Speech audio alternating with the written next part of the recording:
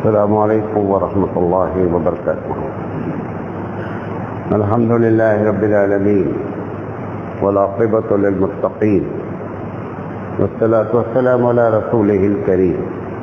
محترم حضرات، ہم قرآن سے متعلق آپ سے لگاتار بات کر رہے ہیں۔ کل میں نے ایک بات کی تھی کہ قرآن کریم جو ہے وہ کس قسم کی سوسائٹی سماج چاہتا ہے کہ لوگ اس دنیا میں ایسے زندگی گزاریں۔ اس کے پہلے میں نے بات کی تھی کہ قرآن ذاتی طور پر ایک انسان کے بارے میں کیا عقیدہ رکھتا ہے کہ انسان کیسے ہونے چاہیے۔ تو کل جو بات کی تھی وہ سماج کے بارے میں کی تھی کہ وہ چاہتا ہے کہ سماج میں انسانیت اور منشیتا کا احترام ہونا چاہیے۔ دوسری بات کہ سماج میں جو ہے وہ بھلے لوگوں کے نام کے آگے سید، شیخ، پٹھان جو کچھ بھی لکھا ہو، لیکن اس کی بنیاد پر جو ہے نا وہ اونچ نیچ نہیں ہونا چاہیے۔ یہ میں نے دوسری بات کی تھی۔ تیسری بات جو قرآن میں بڑی وضاحت کے ساتھ کی گئی ہے کہ اچھی سوسائٹی کے لیے ضروری ہے کہ لوگوں کو اچھائی کے بارے میں بتایا جائے اور برائی سے لوگوں کو کیا کیا جائے، روکا جائے۔ قرآن کریم کہتا ہے کہ کنتم خیر امۃ اخرجت للناس تأمرون بالمعروف وتنہون عن المنکر۔ ہم سے کہہ رہا ہے، یعنی امت محمدی صلی اللہ علیہ وسلم سے کہہ رہا ہے کہ تم کو ہم نے جو پیدا کیا ہے، اس سے پہلے بھی دنیا میں بہت سے لوگ رہے ہیں، لیکن تمہاری ایک شان ہے، وہ یہ ہے، اور اسی بنیاد پر تم تمام قوم میں، تمام امت پہ افضل ہو۔ وہ شان یہ ہے کہ تم بھلائی کا پرچار کرتے رہو گے۔ مسلمان کی ذات سے ہمیشہ بھلائی کا پرچار ہونا چاہیے۔ ایک جملے میں اگر بولیں کہ وہ بھلائی کی پریبھاشا کیا ہے، وہ بھلائی کیا ہے، تو جس کو حبیب مصطفیٰ صلی اللہ علیہ وسلم اچھا کہیں یا زندگی میں اچھا کر کے دکھلائیں، اور صحابہ کی عملی زندگی میں وہ چیز نظر آئے، وہ اچھائی ہے۔ اس اچھائی کو جہاں بھی آپ رہیں، جس حال میں رہیں، آفس میں رہیں، کلاس میں رہیں، کھیت میں رہیں، جہاں بھی رہیں، وہ اچھائی کو کیا ہونا چاہیے، اس کا پرچار ہونا چاہیے۔ پرچار تین طریقے سے ہوتا ہے۔ ایک تو یہ ہوتا ہے کہ ہم آپ کو زبان اپنی استعمال کریں، بتائیں کہ بھیا یہ اچھا ہے، اور دوسرا یہ ہے کہ ہم اپنی ذات سے کام کریں اور یہ بتائیں کہ یہ اچھا کام ہے۔ کبھی کبھی آپ نے دیکھا ہوگا شادی بیاہ میں ایک بڑا آدمی جو گھر کا ہوتا ہے یا بزرگ کوئی ہوتا ہے، بہت سے کام ہوتے ہیں تو وہ خود اٹھا کر کے کرسی ایک کنارے لگانے لگتا ہے۔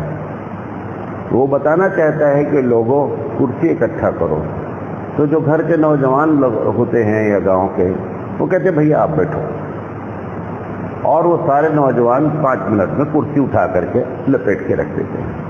اس نے عمل کر کے بتایا کہ یہ کام اس وقت ہے، یہ کیا ہوتا ہے، اور اس میں سب سے زیادہ دم ہوتا ہے۔ اگر آپ کسی سے کہتے ہیں یہ کام کرو، تو وہ سمجھتا ہے کہ یہ بہت بڑے ہیرو بنتے اپنے آپ کو، تو وہ اس میں اتنی بات نہیں ہوتی ہے۔ لیکن اگر آپ وہ کام خود کرنے لگے تو پھر سارے لوگ جو ہوتے ہیں نا وہ اس کام کو کرنے لگتے ہیں۔ تو پرچار کا یہ بہترین طریقہ ہے کہ آپ اور ہم عملی شکل میں جس کو بھلائی کہتے ہیں، جس کو اچھائی کہتے ہیں، وہ کرنے لگے۔ یہ دوسری چیز ہوتی ہے۔ اور تیسری چیز بھی ہوتی ہے کہ اگر آپ نہ بول پاتے ہیں اور ہم تقریر کر رہے ہیں، یہ زبانی پرچار کر رہے ہیں، اور دوسرا ہوتا ہے کہ ہم اپنی زندگی میں عمل کرنے لگیں. تیسرا ہوتا ہے کہ اگر آپ کی طاقت نہیں ہے یا صلاحیت نہیں ہے، آپ لکھ سکتے ہیں اچھی بات لوگوں کو، تو آپ پڑھے لکھے طبقے آپ کی بات سنیں گے، لہذا آپ اچھی باتوں کو لکھتے رہیے، لوگوں کو بتاتے رہیے. یہ بھلائی کا پرچار ایسے ہوتا ہے.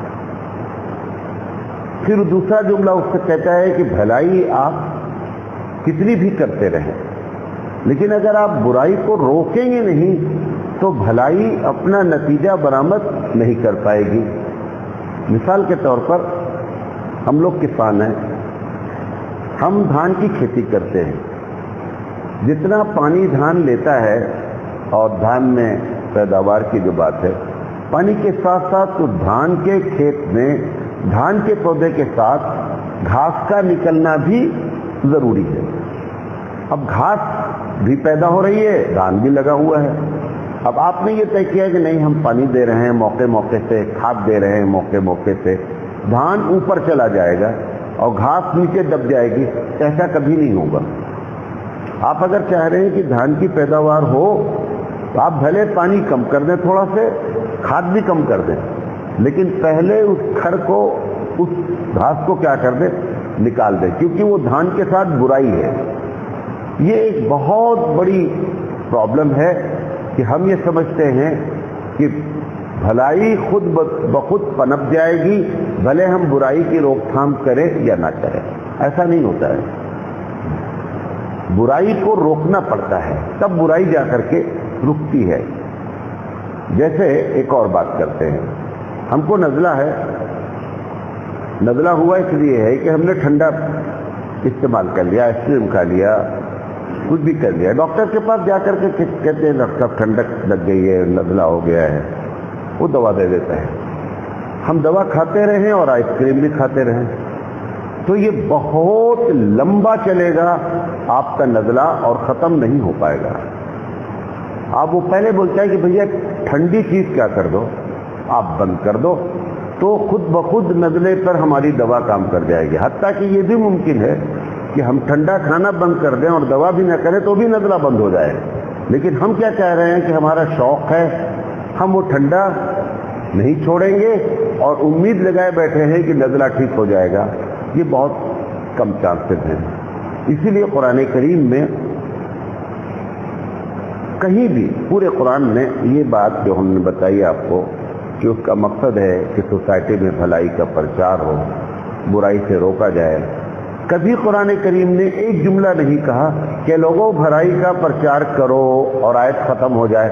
ایسا پورے قرآن میں کہیں نہیں ہے. جہاں بھی وہ بولا ہے کہ بھلائی کا پرچار کرو، فوراً کیا بولا ہے، بھیا برائی سے روکنے کی کوشش کرو. تو یہ سوسائٹی وہ چاہتا ہے کہ ایسی سوسائٹی ہو کہ جس میں، اور خاص کر آپ اور ہم یعنی مسلمان، وہ اس بات کی پوری کوشش کرے کہ بھلائی کا خوب پرچار ہو اور برائی سے روکا جائے. برائی سے روکنے کے لیے 3 چیزیں ہوتی ہیں.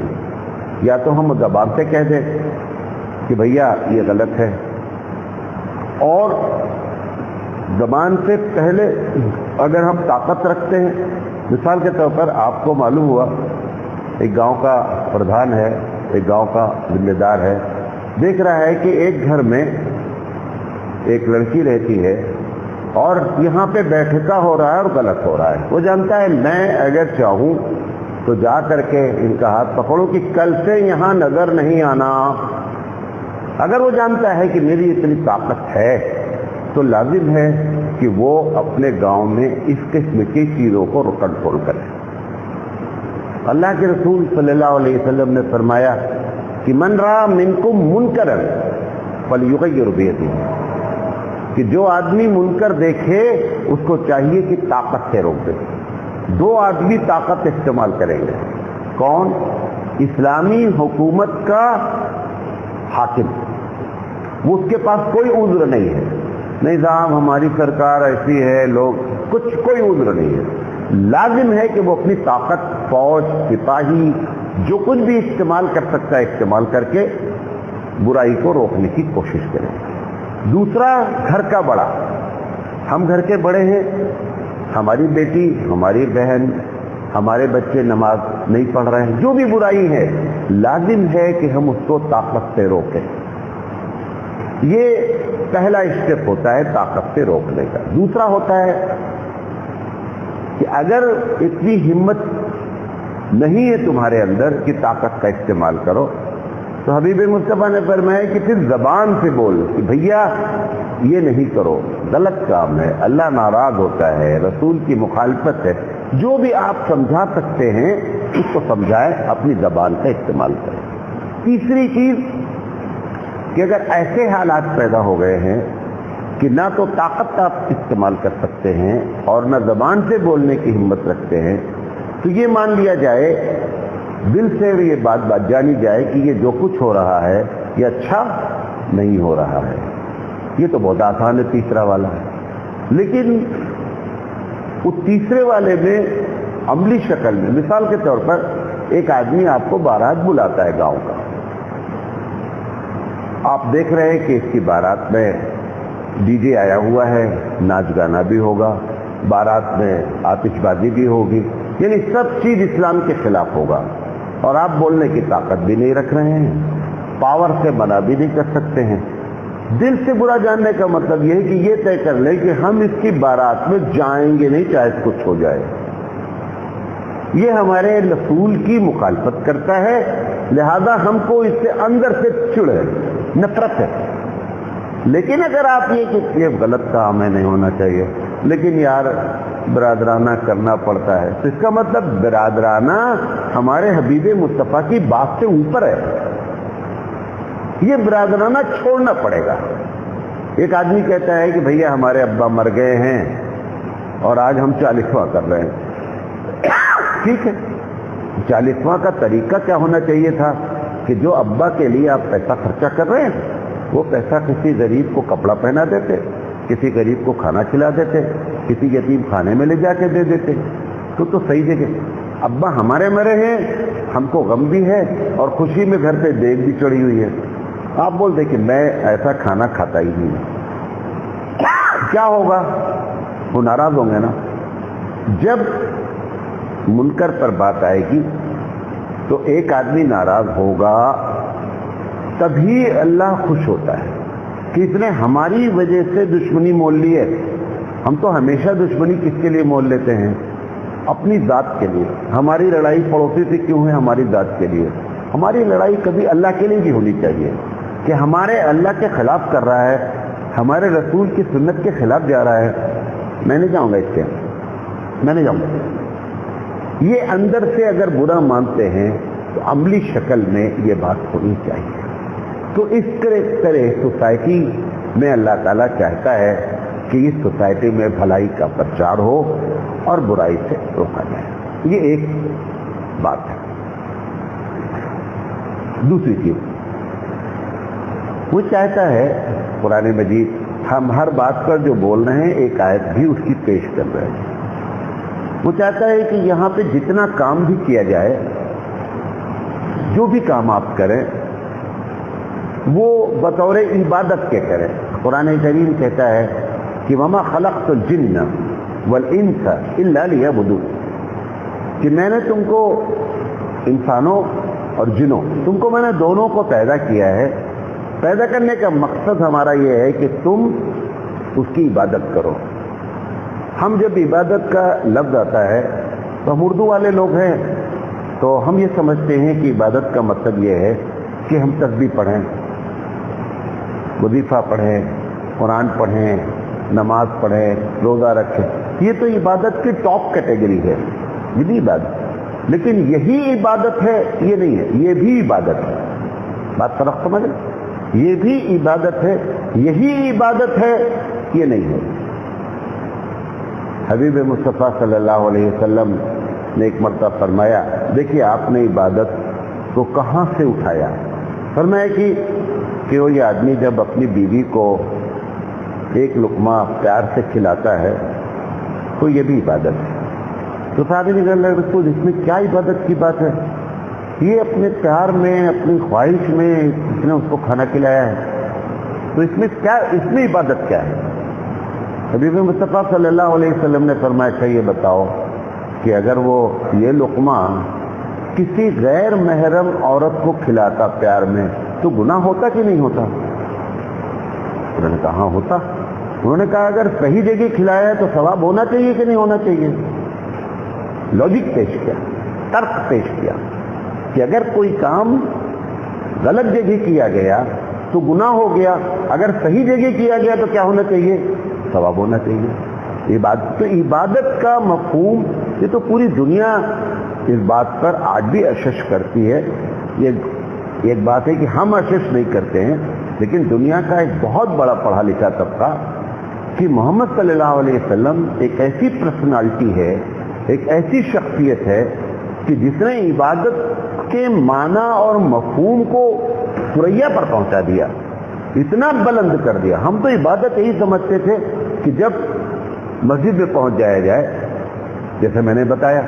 تو حبیب مصطفیٰ نے عبادت کے مفہوم کو، میں نے اس لیے وہ آخری مثال دی کہ جس کو عام لوگ عبادت سمجھ بھی نہیں سکتے، ہم نے اس لیے بیوی کی مثال دی، ورنہ ہم بہت سی مثالیں دے سکتے آپ کو. یہ وہاں سے عبادت ہوتی ہے. ایک بیوی کہہ رہی کہ میری طبیعت خراب ہے اور آپ اس کو لے کر جاتے ہیں، ٹھیک ہے، آپ کی بیوی، آپ کو جانا بھی چاہیے. آپ اس کو عبادت سمجھ کر کام کریں. یہ ہم عبادت کر رہے ہیں. عبادت صرف وہی نہیں ہے، عبادت یہ بھی ہے. تو ہر کام مسلمان خاص کر ہر کام میں اگر وہ اپنی نیت کو خالص کر لے، اپنی نیت کو ٹٹو لے کہ میں یہ کام کیوں کر رہا ہوں، اگر اس جواب میں آ جائے کہ یہ کام میں اللہ کے لیے کر رہا ہوں، اس کا مطلب آپ عبادت کر رہے ہیں. ایسی ہی سوسائٹی وہ چاہتا ہے رب ذوالجلال. کیسی سوسائٹی ڈیولپ، اس کا نتیجہ کیا نکلے گا؟ آپ ایمانداری سے بتائیے. اگر ہر کام میں ہم اللہ کی رضا، اللہ کی خوشنودی، کہ اللہ ہم سے خوش ہو جائے، اگر ہم یہ تلاش کر کے کام کرنے لگے، آپ بتائیے کہ کتنا بہترین سماج ہوگا. اگر ہم ریاکاری چھوڑ دیں، دکھاوا چھوڑ دیں، شوبازی چھوڑ دیں، صرف اللہ کے لیے کہ یہ کام ہم اللہ کے لیے کر رہے ہیں، ایک بہترین قسم کا سماج نظر آنے لگے گا. ایسا لگے گا کہ فرشتے ہیں. ایسا وہ سماج پروردگار عالم چاہتا ہے کہ ایسا سماج اس دنیا میں رہنا چاہیے. اس میں اس نے ان سب کو لپیٹ کر کیا کہہ دیا کہ وما خلقت الجن والانس الا لیعبدون، کہ ہم نے تو انسانوں اور جنوں کو صرف عبادت کے لیے پیدا کیا. اسی طریقے سے اسی سے ملتی جلتی بات، اسی بات پر بات ختم کرتا ہوں. ہمارے نبی کریم صلی اللہ علیہ وسلم نے فرمایا کہ اگر ایک کانٹا بھی چبھتا ہے، چلتے ہوئے ایک ٹھوکر بھی لگتی ہے، آپ نے فرمایا کہ اگر اس وقت ہم اس ٹھوکر کو اللہ کے لیے برداشت کریں، اسی لیے ٹھوکر لگ جائے، کانٹا چپ جائے، تو سکھلایا گیا کہ آپ فرمائیں انا للہ و انا الیہ راجعون. یہ تو ہم نے سمجھا مرنے پہ ہی بولنا ہے، حالانکہ ہر مصیبت پر انا للہ، کہ ہم لوگ تو اللہ کے لیے، ٹھیک ہے چوٹ لگ گئی، اللہ صبر دے، تو یہ بھی عبادت ہے. اچھا، وہ چوٹ لگنے کے بعد آپ کریں گے کیا کر لیں گے؟ آپ بتائیے. اس پتھر کا، اس کانٹے کا آپ کیا بگاڑ لیں گے؟ کچھ بھی نہیں بگاڑ سکتے ہیں. اس پتھر کو آپ کوئی نقصان نہیں پہنچا سکتے ہیں. آپ اگر صرف اس پہ نیت کر لیں کہ ہمارے اللہ کی طرف سے ہے اور اس پر آپ صبر کریں آپ کی، تو یہ بھی عبادت ہے. کام کرنا بھی عبادت ہے، مصیبت کو برداشت کرنا بھی عبادت ہے.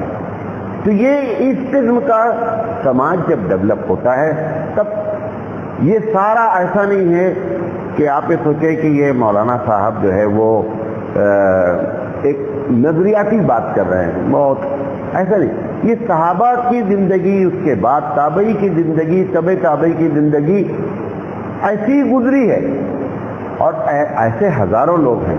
میں ایک بہت بڑے عالم کو جانتا ہوں، 4 بچے، ابھی 3-4 سال پہلے کی بات ہے، 4 بچے دلی سے اپنے گاؤں جا رہے تھے، 4 بھائی. اچانک گاڑی میں ایکسیڈنٹ ہو گیا اور 3 بھائی ایک ساتھ انتقال کر گئے ایکسیڈنٹ میں.